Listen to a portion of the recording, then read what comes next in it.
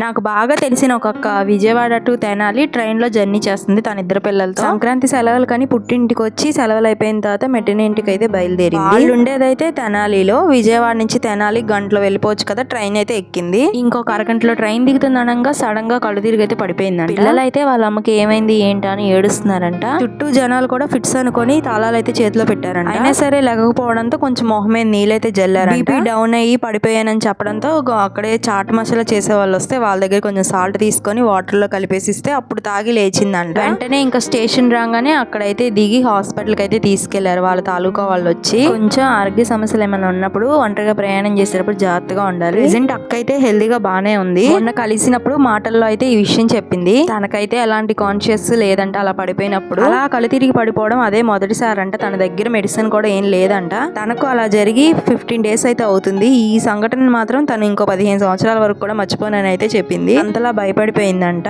ఇంకా నా ఈ వీడియో విషయానికి వస్తే నేనైతే ఎగ్ సమోసా చేస్తున్నాను. చేయడం మొదటిసారి కాబట్టి ఒక్కొక్కటి ఒక్కో యాంగిల్ లో అయితే వచ్చాయి. పఫ్ఫులా చేద్దాం అనుకున్నా, అది చివరికి సమోసాలా తయారైంది. ఎనీవే ఇంట్లోనే హెల్దీగా చేసుకున్నాం కదా కాబట్టి చాలా టేస్ట్ గా అయితే ఉంది. ఇంకా వండినట్టు వేడిగా అయితే తీసుకెళ్లి భర్త గారి ముందు పెట్టాను. ఎప్పుడు బయట ఎగ్ పఫ్ ఎగ్ సమోసాలు తిన్నా ఇలాగే చేసి పెట్టు మళ్ళీ అని అయితే చెప్పారు. చూసారుగా ఇంక భర్త గారు ఎలా పరపరలాడిస్తున్నారో. వీడియో నచ్చితే లైక్ చేయండి, సబ్స్క్రైబ్ చేసుకోండి. అబ్బా బాయ్.